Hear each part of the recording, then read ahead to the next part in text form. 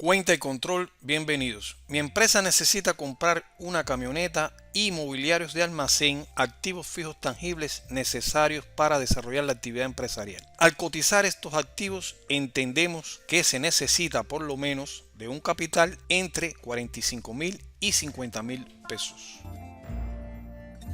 Exploremos primero algunos conceptos importantes. Un activo fijo es el bien o medio de trabajo de una empresa necesario para el funcionamiento de la misma. ¿Cómo se clasifican los activos? Activos fijos tangibles incluyen todos aquellos bienes que se pueden ver o tocar, como por ejemplo tenemos transporte y mobiliarios que vamos a contabilizar. Y están los activos fijos intangibles, que son aquellos bienes o derechos que no se pueden palpar, o sea, no son físicos, como por ejemplo tenemos marcas registradas, patentes, derechos de autor, etc. Ejemplo demostrativo: se compran los siguientes activos fijos: transporte, una camioneta por 30.000 pesos y mobiliarios de almacén 15.000 pesos para un total de 45.000 pesos.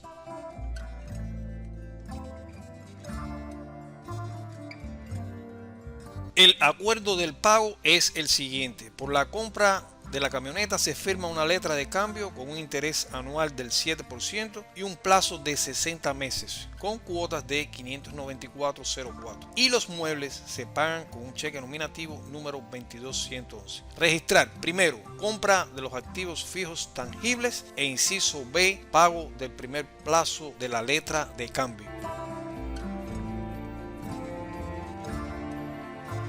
Al contabilizar estas operaciones en asientos de diario, tenemos lo siguiente: un primer asiento donde debitamos la cuenta activos fijos tangibles por 45.000 pesos con dos subcuentas: transporte 30.000 pesos y mobiliarios de almacén 15.000 pesos, y acreditamos entonces la cuenta efectivo en banco por el valor de 15.000 pesos correspondiente al pago de los mobiliarios de almacén, y acreditamos también la cuenta efectos y documentos por pagar correspondiente a la letra de cambio pactada en la compra de la camioneta. Y como detalle, tenemos entonces contabilizando compra de activos fijos al contado y al crédito. Y el segundo asiento entonces queda registrado de la forma siguiente: debitamos la cuenta efectos y documentos por pagar 594.04, que es el monto de los plazos que se van liquidando, y acreditamos la cuenta de efectivo en banco por el mismo importe. Y como detalle, contabilizando pago del primer plazo de la letra de cambio.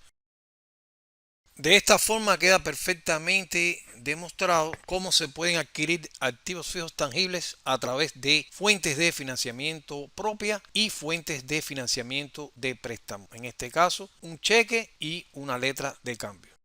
Como siempre, nuestra recomendación va dirigida a identificar cada una de las cuentas, a qué grupo pertenecen, cuál es la naturaleza de cada una de estas cuentas, para poder entonces aplicar las reglas para debitar y acreditar y poder realizar los asientos contables de la manera correcta. Y de esta forma llegamos al final. Gracias a todos, hasta la próxima si Dios quiere y ustedes lo permiten.